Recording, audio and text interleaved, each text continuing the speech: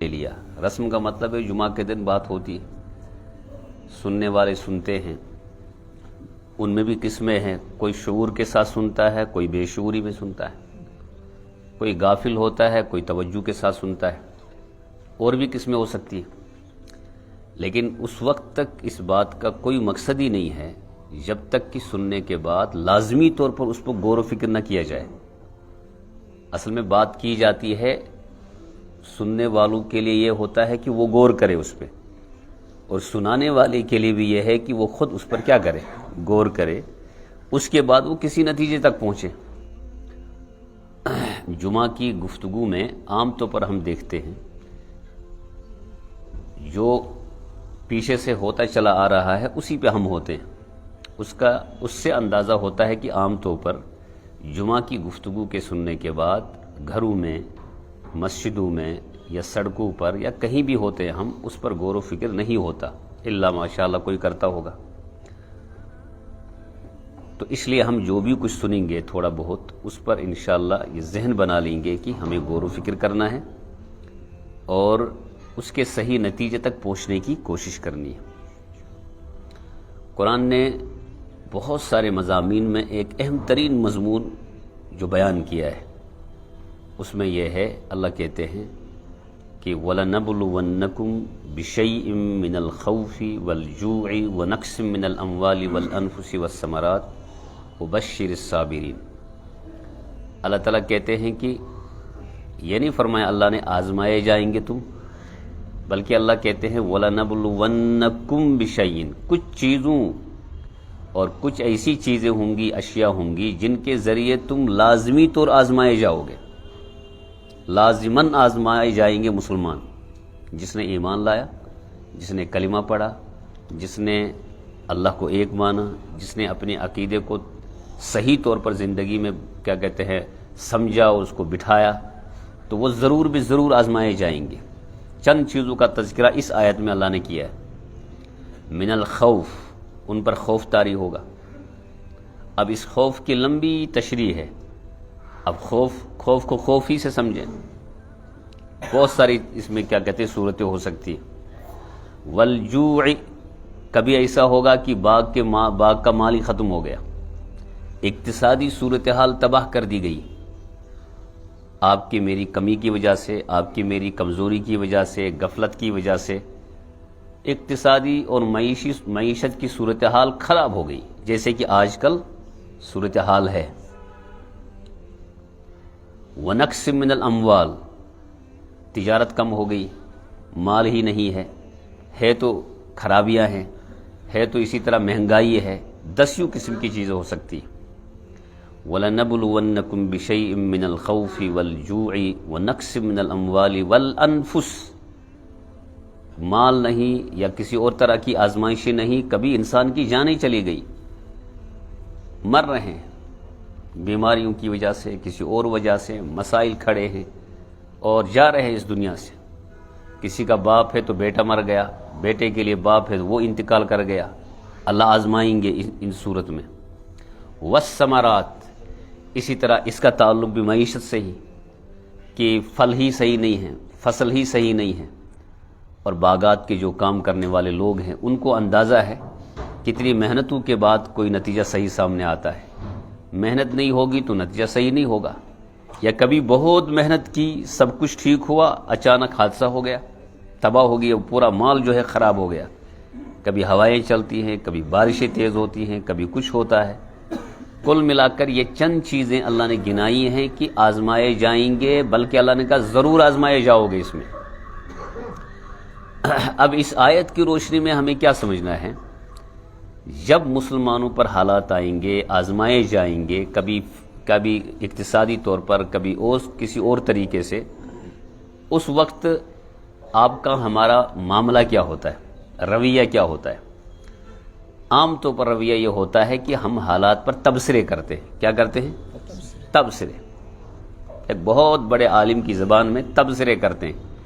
تبصرے کرنے کا مطلب یہ ہوتا ہے کہ تبصرے کا مطلب ہوتا ہے اس میں ضرور کسی نہ کسی کا نام آئے گا، حالات ایسے نہیں ہوتے اگر یہ نہیں ہوتا، فلاں شخص ایسا نہیں ہوتا تو یہ نہیں ہوتا، فلاں جماعت نے ایسا نہ کیا ہوتا تو یہ نہیں ہوتا، یہی تو ہوتا ہے نا۔ اس کا مطلب ہے تبصرے، وہ تبصرے جس تبصرے میں عملی طور پر کچھ نہ ہو وہ غیبت پر مشتمل ہوتے ہیں۔ تبصرے کا نتیجہ ہے غیبت، نمبر ایک۔ تبصرے کا نتیجہ ہے تہمت، فلاں کسی شخص پر تہمت، کسی کی ذات پر تہمت۔ اور تبصرے کا مطلب ہے جھوٹ بولنا، اور تبصرے کا مطلب ہے خواہ اپنی زبان کو گندی کرنا۔ جو لوگ اس پہ تبصرہ کرتے ہیں اس طرح ہونا چاہیے، یہ نہیں ہوتا تو وہ نہیں ہوتا، چونکہ خود بھی وہ کام کرنے والے نہیں ہوتے ہیں، تو اس وجہ سے وہ تمام تبصرے کا تبصرہ یا تو جھوٹ ہوتا ہے، یا تو تہمت ہوتی ہے، یا جناب والا کیا کہتے ہیں یہ جھوٹ، اور اسی طرح کیا کہتے ہیں دسیوں قسم کی اس میں خرابیاں ہوتی ہیں، غیبت ہوتی ہے۔ غیبت قرآن نے سختی کے ساتھ منع کیا کہ غیبت ناجائز اور حرام ہے۔ کتنی حرام ہے یہ؟ اللہ خود کہتے ہیں کہ ایک شخص جب کسی کی غیبت کرتا ہے اس کا مطلب یہ ہے کہ وہ اپنے مردار بھائی کا گوشت نوش نوش کر کھاتا ہے۔ یا ایھا الذین آمنوا، اے ایمان والو، لا یغتب بعضکم بعضا، ایک دوسرے کی غیبت نہ کرو۔ ایحب احدکم ان یأکل لحم اخیہ میتا فکرہتموہ، کیا تم میں کسی کو پسند ہے کہ وہ اپنے بھائی کا گوشت نوش کر کھائے؟ اللہ خود کہتے ہیں تمہیں یہ پسند نہیں ہوگا، تمہیں یہ پسند نہیں ہوگا۔ جب یہ چیز پسند نہیں ہے اس کا مطلب یہ ہے کہ غیبت سے بھی بچنا ہے۔ تبصرہ کریں گے تو غیبت ضرور ہوگی، یہ تبصرہ مسجد میں ہو تب بھی غیبت ہے، یا صوفے پر بیٹھ کر ہو تب بھی غیبت ہے، یا گھروں میں ہو تب بھی غیبت ہے۔ اچھا، اس تبصرے میں جھوٹ بھی ہے۔ جھوٹ جو ہے اس کے متعلق اگر روایت آپ ذہن میں بٹھا لیں، اس روایت کے اندر موجود ہے کہ محمد الرسول اللہ صلی اللہ علیہ وسلم نے فرمایا کہ ایک مومن کے دل میں یا تو جھوٹ ہوگا یا ایمان ہوگا۔ اس کا مطلب یہ ہے کہ اگر مسلمان دکاندار ہے وہ جھوٹ بول کر بیچتا ہے، خرید و فروخت کرتا ہے، 10 روپے کی چیز ہے، کہہ رہا میں نے خریدے ہے اس کو 20 میں، خریدا ہے 10 میں، بول رہا ہے کہ میں نے کتنے میں خریدا ہے 20 میں، 20 میں خریداری ہوئی ہے، اور 50 میں خریدنے کو کہہ رہا ہے کہ میں نے خریدی ہے، پھر اس کے بعد وہ 60 میں بیچ رہا ہے، یہ جھوٹ ہے۔ بلکہ ہمارے کشمیر میں تو مشہور ہے، مولوی صاحب کو بھی بولتے ہیں کہ وشن اپوز ورنہ وارے چار کوشر ورنہ اپوز ورنہ واریشن کیا، تو جب معاشرہ یہاں تک پہنچے گا کہ اپوز ورنہ واریشن رود نے چار رہی، پھر مسلمان کہاں رہے؟ روایت میں تو ہے کہ یا تو ایمان ہوگا یا جھوٹ ہوگا۔ نبی علیہ السلام سے ایک شخص نے کہا کہ 3 گناہ ہیں، شراب، زنا، جھوٹ، کس کو چھوڑنا چاہیے؟ حضور نے فرمایا جھوٹ بولنا چھوڑ دو۔ شراب چھوڑنا نہیں فرمایا، زنا چھوڑنا نہیں فرمایا، کیا چھوڑنے کو فرمایا؟ تو یہ کشمیری قوم اور اس روایت کا آپس میں جوڑ ہے کچھ؟ ہم بولتے ہیں جھوٹ کے بغیر چارہ ہی نہیں۔ یوں ہی اس نے چھوڑ دیا جھوٹ، زنا بھی چھوٹ گیا اور شراب بھی چھوٹ گئی۔ اس کا مطلب یہ ہے کہ جو بڑے بڑے گناہ ہوتے ہیں اس کا سبب پیچھے سے جھوٹ ہوتا ہے، جھوٹ نہیں بولتے تو نہیں ہوتا۔ جھوٹ ایک آدمی کو بڑے گناہوں میں مبتلا کر دیتا ہے، اس کا سبب بنتا ہے۔ نماز نہ پڑھنے کا سبب جھوٹ۔ خواتین سے پوچھو نماز کیوں شروع پڑھا؟ بچن کو پیشاب، حالانکہ اس بچے نے پیشاب نہیں کیا ہوتا ہے۔ 70-80% بچوں کے ڈائپر لگے ہوتے ہیں۔ اپنی نماز سے محروم ہونے کے لیے ایک تو نماز سے محروم ہوئی وہ، دوسرا جھوٹ بولا، ایک ساتھ 2 گناہوں کے اندر وہ مبتلا ہو گئی۔ اور مرد حضرات اپنے الگ انداز سے جھوٹ بولتے ہیں۔ جو حضرات لباس کا خیال نہیں رکھتے وہ کہتے ہیں پلوج خراب۔ کہاں سے پلو خراب ہیں؟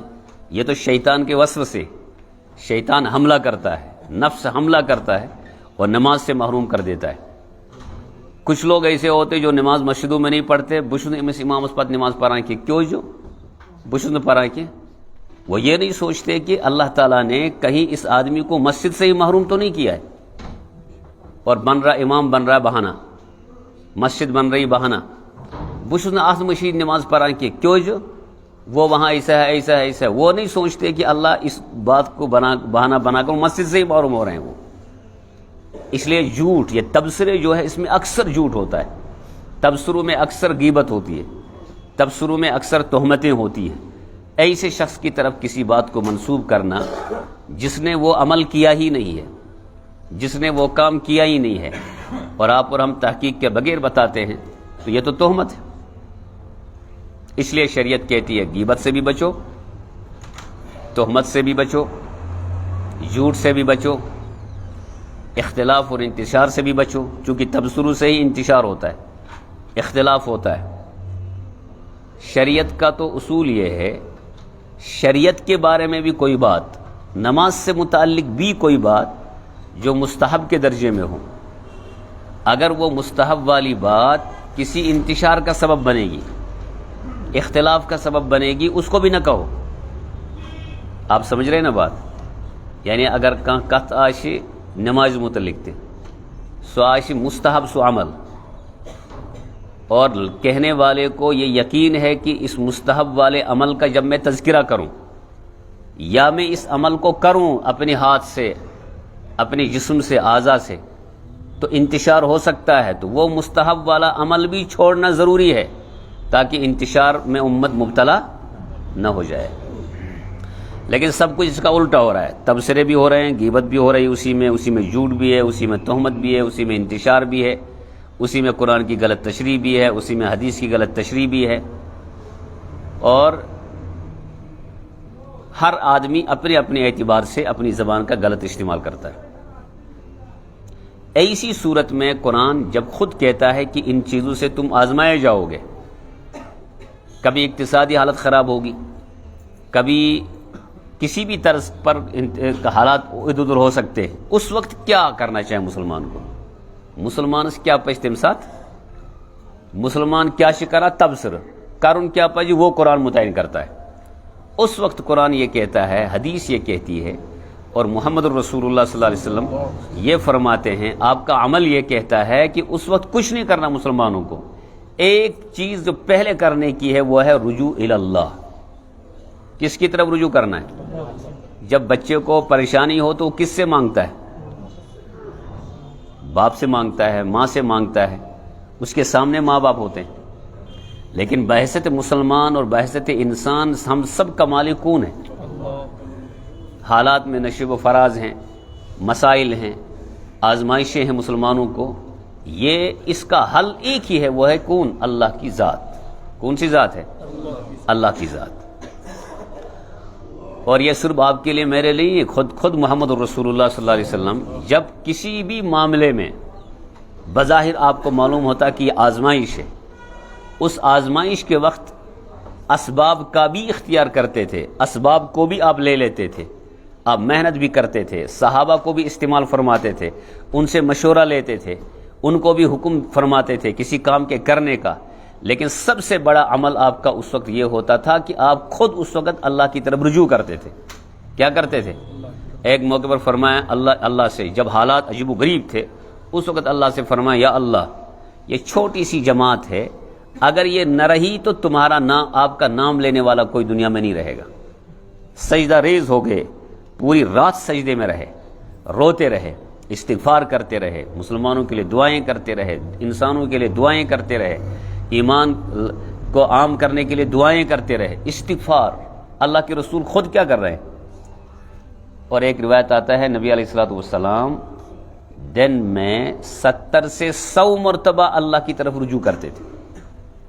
کتنی مرتبہ؟ آپ اور ہم کتنی مرتبہ کرتے ہیں؟ یہ جو 5 وقت نماز بھی پڑھتے ہیں نا، اس میں بھی ہمارا رجوع صحیح نہیں ہوتا ہے، اس میں بھی ہمارا رجوع صحیح نہیں ہوتا ہے۔ اب چونکہ نماز ہے، اب اس نماز میں بھی ہم کتنے نماز میں ہوتے ہیں وہ آپ اور ہم خود ہی فیصلہ کر سکتے ہیں۔ تکبیر تحریمہ کے بعد ہم کہاں جاتے ہیں؟ سلام کے وقت واپس آتے ہیں۔ ہم سب کا یہ حال ہوگا، آپ کا تو اچھا ہی ہوگا، لیکن ذاتی طور ہم لوگ اس میں کمزور ہیں۔ جو ہی تکبیر تحریمہ ہوئی، دکان والا دکان کے پاس چلا گیا، ملازم دفتر چلا جاتا ہے، مولوی صاحب بھی کہیں چلے جاتے ہوں گے، رکوع بھی ہو رہا ہے، سجدہ بھی ہو رہا ہے، قرات بھی ہو رہی ہے، اچانک سلام کے وقت اس کو یاد آتا ہے میں کہاں بیٹھا ہوں؟ مسجد میں بیٹھا ہوں، مسجد میں نماز میں۔ باقی اس کو کچھ پتہ نہیں امام صاحب نے کیا پڑھا، اور ممکن ہے کہ امام صاحب نے جو کچھ پڑھا بعد میں اس کو بھی یاد نہ ہو میں نے کیا پڑھا۔ صورتحال تقریباً یہی ہے، غفلت کی زندگی ہے۔ اور قرآن نے جب غفلت کی بات کی تو ایک تھوڑی سی غفلت ہو گئی زندگی میں، زندگی کا نقصان تو اپنی جگہ، مسئلہ ہے آخرت کا، غفلت کی وجہ سے آدمی جہنم میں چلا جائے گا۔ دیکھو آپ کو میں ایک مسئلے سے اس کو سمجھاتا ہوں۔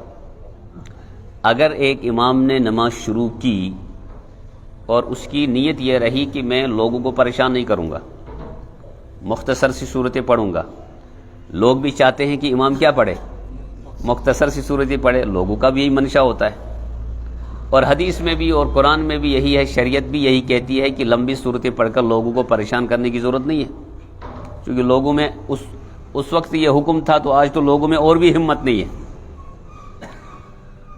تو یہ سوچا کہ میں نماز 2 رکعت پڑھا لوں گا، تبت یدا پڑھ لوں گا 1 رکعت میں، دوسری رکعت میں قل هو اللہ احد پڑھ لوں گا، نماز بھی ہو جائے گی، لمبا بھی نہیں ہوگا معاملہ، اور جو مزدور ہے وہ مزدوری پر جائیں گے، جو دکاندار ہیں وہ دکان پہ چلے جائیں گے، جو ملازم ہیں وہ دفتروں میں چلے جائیں گے، کیونکہ اور یہ صحیح نیت ہے۔ اب جب یہ صحیح نیت ہے، اس پر اس کو ثواب ملے گا یا گناہ ملے گا؟ اس کو ثواب ملے گا۔ جو ہی اس نے نماز شروع کی اور اس کے بعد قرات شروع کی، اس نے پڑھ لیا سورہ فاتحہ مکمل، ولضالین پر جب پہنچا تو اس کو لگا کہ آج ایسا لگتا ہے کہ میری آواز بڑی اچھی ہے، میں باساں پان سی میری آواز کیا اصلا۔ شیطان اپنا کام کرتا ہے نا، اور آپ کو کیا لگ رہا ہے؟ شیطان نماز جب آپ شروع کریں گے شیطان تب بھی ساتھ رہتا ہے، شیطان الگ نہیں ہوتا، اور ہر آدمی کے لیے اپنے اپنے انداز کا شیطان ہوتا ہے۔ ان پڑھ ہے تو شیطان ویسا ہی ہوگا، مولوی صاحب ہے تو شیطان ویسا ہی ہوگا، کوئی مفتی صاحب ہے تو ویسا ہی شیطان ہوگا، کوئی بڑا ہے اس سے تو ویسا ہی شیطان ہوگا۔ یہ کیا ہوتا ہے؟ کسی سے بہت بڑی غلطی ہوتی ہے، کسی سے درمیانہ درجے کی غلطی، یہ کیا ہے؟ یہ شیطان کے الگ الگ اثرات ہوتے ہیں۔ اب جو ہی اس کو لگا کہ میری آواز بڑی اچھی ہے تو اس نے وہیں پر نیت تبدیل کر دی، اس نے کہا میں نے سوچا تھا تبت یدا اور قل هو اللہ پڑھ لوں گا، ایسا ہے کہ پیچھے مقتدی بھی کافی لوگ آئے ہوں گے، میں کیوں نہیں سورہ جناب والا بقرہ ہی شروع کر دیتا ہوں، یا یہ کہ کوئی سورہ انفال شروع کر دیتا ہوں، یا سورہ ملک شروع کر دوں گا۔ جو ہی اس نے تبدیل کر کے کوئی اور سورہ شروع کر دی تو فقہا ہمارے فرماتے ہیں کہ نماز فاسد ہو جائے گی۔ فاسد ہونے کا مطلب لوٹانا نہیں ہے، نماز تو ہو گئی، لوٹانے کی ضرورت نہیں ہے۔ اس امام کی نیت جو تبدیل ہو گئی، اس تبدیلی کی وجہ سے فساد آ گیا۔ اب اس امام کی اللہ کے یہاں اس نماز کی کیا قدرت ہو، کیا کہتے ہیں قدر و منزلت ہوگی، وہ اللہ جانے۔ نماز کو لوٹانے کی حالانکہ ضرورت نہیں، لیکن نیت کی تبدیلی کی وجہ سے نماز میں کیا آ گیا؟ ٹھیک یہی تبدیلی مقتدیوں کو بھی آ سکتی ہے۔ اسی لیے یہ بھی لکھا ہے کہ یہ امام سے جو غلطیاں ہوتی ہیں اس کا ذمہ دار امام نہیں ہوتا ہے، تم ذمہ دار شریف امام آسان، اس کے ذمہ دار آپ اور ہم مقتدی ہوتے ہیں۔ مقتدیوں کے وضو میں، مقتدیوں کی نیت میں، مقتدیوں کے ارادوں میں کوئی کمزوری ایسی ہوتی ہے، اس کا اثر امام پہ پڑتا ہے اور امام غلطی کر جاتا ہے۔ کشیر ماشی امام غلطی کرا لوگ سنا تمس کڑت، امام اسی غلطی گسان ذمہ دار کم مقتدی نیرون کے مس بچ دل۔ تو اس لیے گویا کہ امام اور مقتدی یہ طے کر لے کہ ہم کہاں پر کمزور ہیں، ہماری زندگی کا پہلو کہاں پر کمزور ہے، اس کمزوری پر جب ہم نظر اور نگاہ دوڑائیں گے تو ممکن ہے اس کمزوری سے باہر آ جائیں گے۔ اور آپ کا میرا تبصرہ عام طور پر کیا ہوتا ہے، اس پر غور کرے جو میں بول رہا ہوں۔ تبصرہ یل کوشر شکرا مسلمان یا کن تجائے دنیا سمجھ، تبصرے میں کبھی آپ نہیں کہتے ہیں کہ میں خراب ہوں۔ اب تھوڑا غور کی لیجیے گا، ابھی ہم نماز کے بعد بھی تبصرے کریں گے، عشاء کے بعد بھی کریں گے، کبھی بھی ہر وقت کرتے رہتے ہیں۔ یوں ہی تبصرہ ہوتا ہے تو ہم کہتے ہیں کہ یہ خراب ہے، آج کا مسلمان خراب ہے، آج کا انسان خراب ہے۔ اس انسان میں اس کی ذات بھی ہے یا نہیں ہے؟ کبھی ہم نے، ہمارے ایک بہت بڑے عالم ہیں انہوں نے فرمایا کہ سری نگر میں ایک موقع پر رمضان میں ایک شخص سگریٹ پی رہا ہے۔ عام حالات میں بھی سگریٹ پینا کوئی اچھی بات ہے کیا؟ وہ بھی کب پی رہا ہے؟ رمضان میں۔ امس مولوی صوبس تھی، عالمس تھی، اتھ مشی ونان امس عالمس مولوی صوب اس ساری گناہ گار۔ مولوی صوبن وون تس مجھ چکت تی کن کین یپور چوان سگریٹ، یور کیا ونان ساری گناہ گار۔ اس وہ آدمی سگریٹ پیتے پیتے اپنے آپ کو گناہ میں شامل نہیں کرتا۔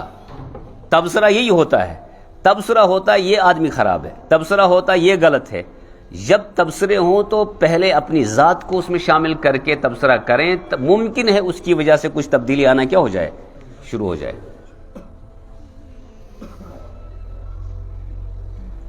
یا ایھا الذین آمنوا علیکم انفسکم، اپنی ذات پر غور و فکر کریں، تبصرہ دوسروں پہ نہ کریں، تجزیہ دوسروں کا نہ کریں، اپنی ذات کو دین کے ساتھ جوڑے رکھیں، رجوع اللہ کے ساتھ رکھیں۔ اس میں تبدیلی، جب آپ کی زندگی تبدیل ہوگی پھر دوسروں کا خراب ہونا آپ کو نقصان نہیں پہنچائے گا، اگر آپ خود کیا ہوں گے، ٹھیک ہوں گے۔ اس لیے جب حالات ایسے ہوں انسانوں پر، مسلمانوں پر، اس وقت پہلا سبب یہ ہے، ذریعہ یہ ہے کہ جس سے ہم کامیاب ہو سکتے ہیں، نصرت ہماری ہو سکتی ہے، وہ ہے رجوع اللہ۔ کس کی طرف رجوع کرنا؟ اللہ کی طرف رجوع کریں۔ یا اللہ ہم کمزور ہیں، ہم ضعیف ہیں، ہماری نمازیں کمزور، ہمارے روزے کمزور، ہماری زکوٰۃ دینا کمزور، ہمارا حج کمزور، ہمارے احکام کمزور، ہم تجھ سے معافی چاہتے ہیں۔ جس طرح محمد رسول اللہ صلی اللہ علیہ وسلم 70 سے 100 مرتبہ اللہ سے معافی مانگتے تھے، ہمیں تو اور زیادہ مانگنے کی ضرورت ہے۔ وہاں تو معصوم ہیں آپ صلی اللہ علیہ وسلم، آپ کے کھاتے میں کوئی گناہ، آپ تو معصوم ہیں، معصوم سے معصوم تر، مگر وہ آپ کے لیے، میرے لیے نبی علیہ السلام مانگ رہے ہیں کہ جب میں مانگ رہا ہوں معصوم ہو کر، آپ کو تو بدرجہ اولیٰ مانگنے کی ضرورت ہے۔ اس کے لیے کیا ہے احساس، کیا کہتے ہیں رجوع اللہ؟ کیا مطلب ہے رجوع اللہ کا؟ مطلب یہ ہے کہ پہلے آدمی اپنے گناہوں کا احساس کرے اور وہ یہ سمجھے کہ میں واقعی گناہ گار ہوں، میں گناہ گار، مجھ سے غلطیاں ہوئی ہیں، دن میں بھی، رات کو بھی، نمازوں میں بھی، نمازوں سے باہر۔ جب غلطیوں کا اسے احساس ہوگا تو اللہ کی نصرت آ جائے گی۔ اس کے لیے 2 مثالیں کافی ہیں۔ آدم علیہ السلام جنت میں تھے، کہاں تھے؟ پھر کہاں آ گئے؟ بعد میں اللہ نے خود ہی سکھایا، پڑھو آدم علیہ السلام سے فرمایا ربنا ظلمنا انفسنا وان لم تغفر لنا وترحمنا لنکونن۔ یہ کب ممکن ہوا آدم علیہ السلام کے لیے؟ جب آدم کو اپنی اس چیز پر احساس ہوا جو اللہ کو پسند، احساس ہوا تو یہ چیز آ گئی سامنے، احساس ہوا تو آدم علیہ السلام کا احسان انسانوں پہ رہا۔ اور ایک دوسرا بھی ہے جس کو شیطان کہتے ہیں۔ کیا کہتے ہیں؟ شیطان گمراہ ہوا اور یہ قیامت تک گمراہ رہے گا۔ کیوں رہے گا گمراہ؟ ہوا کیوں گمراہ؟ اس کی وجہ یہ ہے کہ اس کو احساس، جس آدمی کو احساس نہ ہو اپنی زندگی پر، اس کی نمازیں قبول نہیں ہوتی، اس کے روزے قبول نہیں ہوتے، اس کا حقوق العباد اور حقوق اللہ کے اعمال قبول نہیں ہوتے، اگر اس کو احساس نہ ہو۔ شیطان کو احساس ہی نہیں ہے، نہ ہوگا اس کو احساس، تبھی تو فرشتوں تک پہنچ کر اللہ نے اس کو وہاں سے بھی کیا کہتے ہیں راندے درگاہ کیا۔ ایک بہت بڑے عالم نے اچھی بات سمجھائی، ایک انسان کو کوشش کرنی چاہیے 5 آئین حاصل کرنے کے۔ کتنے آئین؟ کوشر پوش ونا ٲن، ویسے کشیر مز گو ون ٲن تہ سیود کہین، بحثیں ہمارے یہاں بہت بڑی بڑی ہوتی ہیں، تبصرے بھی بڑے بڑے ہوں گے۔ ملازم تو اپنی جگہ تبصرے، تاجر اپنی جگہ تبصرے، مولوی صاحب حضرات اپنی جگہ تبصرے، مقتدی اپنی جگہ تبصرے، مگر اس کا نتیجہ کوئی آج تک ہماری سمجھ میں نہیں آیا، اور آج تک ہمارا آئین بھی صحیح نہیں ہوا۔ ون تان ٲنے پران، ابھی تک یہ سمجھ میں نہیں آیا۔ وجہ اس کی یہ ہے کہ دین اور شریعت اور قرآن اور حدیث سے دلچسپی مسلمانوں کی نہیں رہی، اور ہمارے یہاں چند چیزوں کا نام دین رہا، چند چیزوں کا نام۔ ٹھیک ایسا ہی جیسے عیسائیوں کے یہاں اتوار کو عبادت کا معاملہ ہوتا ہے، آج وہ بھی نہیں ہوتا۔ آپ کے یہاں، میرے یہاں جمعہ کی حد تک مسلمان رہیں گے، باقی ہفتہ کچھ نہیں۔ آگے جا کر اور خطرات ہیں کہ کہیں عید ہی کے موقع پر مسلمان نہ ہوں، آگے جا کر کچھ نہیں۔ مسلمان ہونے کا مطلب بزرگوں یہ ہوتا ہے 24 گھنٹہ بحثت انسانی زندگی وہ گزارے، ضابطے کی زندگی گزارے، بے ضابطے کی زندگی انسان نہیں گزارے۔ بحثت مسلمان کا مطلب یہ ہوتا ہے کہ وہ پوری دنیا کو یہ پیغام دے دے، پورے انسانوں تک یہ پیغام پہنچائے کہ مسلمان بے ضابطہ نہیں ہوتا ہے، مسلمان کی زندگی ضابطے کے ساتھ زندگی گزارتی ہے، اس کا کلام صحیح ہوتا ہے، اس کا طرز انداز صحیح ہوتا ہے زندگی کا، اس کا طرز تکلم صحیح ہوتا ہے، اس کا مزاج مثبت ہوتا ہے، منفی نہیں ہوتا، مثبت مزاج ہوتا ہے۔ اس لیے دو احساس مولانا اشرف علی تھانوی صاحب رحمۃ اللہ علیہ نے فرمایا کہ مسلمانوں کو چاہیے کہ وہ 5 آئین حاصل کریں۔ کس آئین؟ کوشش پڑھو۔ نمبر 1 علم کا، یم ساتھ علم لکھو یہ کت کن لکھو کن الف سے آئین سے۔ نمبر 2 عبادات کا، عبادات یہ کم سے لکھو یہ۔ نمبر 2 عقل کا، عقل پر محنت یہ کم سے لکھو۔ نمبر 4 عرفان خداوندی، خدا سن عرفان، عرفان کم سے لکھنا آئین سے۔ اور نمبر 5 عشق، عشق کم سے وہاں لکھنا۔ انہوں نے ایک عجیب بات لکھی مولانا نے، فرمایا کہ مسلمان یا کوئی بھی دنیا کا جو اللہ اور اللہ کے رسول پر ایمان رکھتا ہے وہ بھی کیا کرتا ہے، علم کے پیچھے تو ہے، وہ عبادت بھی کہیں نہ کہیں حد تک کرتا ہے، عقل پر تو بہت محنت کرتے ہیں لوگ، اور عرفان خداوندی اللہ کی معرفت ہو دل میں، یہ 4 چیزیں ہیں جس پر محنت تو ہوتی ہے، اگرچہ کم درجے کی ہوتی ہے، لیکن اگر اس شخص نے ان 4 چیزوں پر محنت کی، علم بھی، عبادت بھی، عرفان بھی، اور اس کے بعد عقل بھی، اور اسی پر اس نے اکتفا کیا، بس کیا، اور 5ویں آئین عشق کے آئین پر اس نے محنت، تو اس میں اور شیطان میں کوئی فرق نہیں۔ کیوں؟ علم شیطان کے پاس تلاش کرو، ملے گا آپ کو بہت، عبادات شیطان کے پاس بہت ملے گی۔ آپ کی میری عقل کیا ہے؟ شیطان کو اتنی عقل کہ اللہ سے سوال کر کے وہ جو گمراہ ہوا وہ تو سوال پر بھی ہوا، اس نے کہا کہ آدم اور مجھ میں یہ فرق ہے، آدم کو ہی مجھے سجدہ کرنا ہے، میں تو بڑا ہوں آدم سے، اور اس کے لیے دلیل پیش کی شیطان نے، کہا خلقتنی من نار وخلقتہ من طین، یا اللہ آپ نے تو اس کو مٹی سے پیدا کیا ہے اور مجھے کس سے پیدا کیا ہے؟ آگ بڑی ہوتی ہے، آپ اوپر جاتی ہے، مٹی نیچے آتی ہے، مٹی میں ذلت ہے، کمزور ہے، وہ چھوٹی چیز بڑی چیز کے سامنے جھکتی ہے، بڑی چیز چھوٹی چیز کے سامنے نہیں جھکے گی۔ وہ کہنا یہ چاہتا تھا کہ میں بڑا ہوں، آدم چھوٹے، لیکن اللہ نے ہمیشہ کے لیے اس کو کیا کہتے ہیں گمراہ قرار دیا۔ عقل تو اس کے پاس بھی ہے۔ رہی بات عرفان خداوندی، اللہ کو پہچاننا، دنیا میں جو لوگ شرک میں مبتلا ہیں وہ تو مانتے ہیں اللہ کو، 20 پارے کا مطالعہ کریں آپ کو اندازہ ہوگا، جو کٹر درجے کے مشرکین تھے وہ تو اللہ کو مانتے تھے۔ اللہ تعالیٰ نے کہا یا رسول اللہ ذرا ان مشرکین سے کہیں تمہیں کون کھلاتا ہے؟ اللہ نے خود کہا یہ ضرور کہیں گے، لَيَقُولُنَّ اللَّهُ، یہ ضرور بھی ضرور کہیں گے اللہ کھلاتا ہے، اللہ کا نام لیتے تھے وہ۔ ذرا ان سے آپ کہیں کہ تمہیں پیدا کس نے کیا ہے؟ وہ ضرور کہیں گے اللہ نے۔ اب وہ تو اللہ بول رہے ہیں، وہ گمراہ کیوں ہو گئے؟ چونکہ شرک آ گیا، بت پرستی آ گئی، غلط چیزیں آ گئی، تو اللہ تو ہے ان کے دل و دماغ میں۔ اب اگر آپ کے پاس بھی یہ 4 آئین آ گئے، علم کا آئین، عبادت کا آئین، عقل کا آئین، عرفان کا آئین، اور 5ویں آئین کے لیے کوئی کوشش نہیں کی، تو مولانا نے لکھا کہ جب یہ 4 آئین موجود تھے اور شیطان اس کے باوجود گمراہ کیوں ہوا؟ جواب یہ تھا کہ اس شیطان کے پاس 4 آئین تھے، علم بھی تھا، عبادت بھی تھی، عرفان خداوندی بھی تھا، عقل بھی تھی، مگر عشق کا آئین اس کے پاس، اس کو اللہ نے اگر کہا تھا سجدہ کرو تو اس کو کیا ضرورت تھی لاجک مانگنے کی اور دلائل مانگنے کی اور اس بارے میں سمجھنے کی، میں کیوں کروں گا سجدہ؟ اللہ جب حکم دے رہے ہیں تو اس کو سمجھنے کی کیا ضرورت ہے؟ ابھی ہم نماز پڑھیں گے 2 رکعت، کس طرف پڑھیں گے؟ کیا اس طرف اللہ نہیں ہے؟ کیا اس طرف اللہ نہیں ہے؟ اس طرف اللہ نہیں ہے؟ اگر ہم ادھر نماز پڑھ لیں، ادھر نماز پڑھ لیں اور ادھر پڑھ لیں تو کیا پریشانی ہے؟ فَأَيْنَمَا تُوَلُّوا فَثَمَّ وَجْهُ اللَّهِ، جس طرف آپ چہرہ کرو اس طرف کون ہے؟ پھر اسی طرف کیوں پڑھتے؟ کیوں؟ یہ اللہ کا حکم ہے، جب اللہ کا حکم سمجھ میں آئے تو بہت اچھا، نہ آئے تو تب بھی کوئی مسئلہ نہیں۔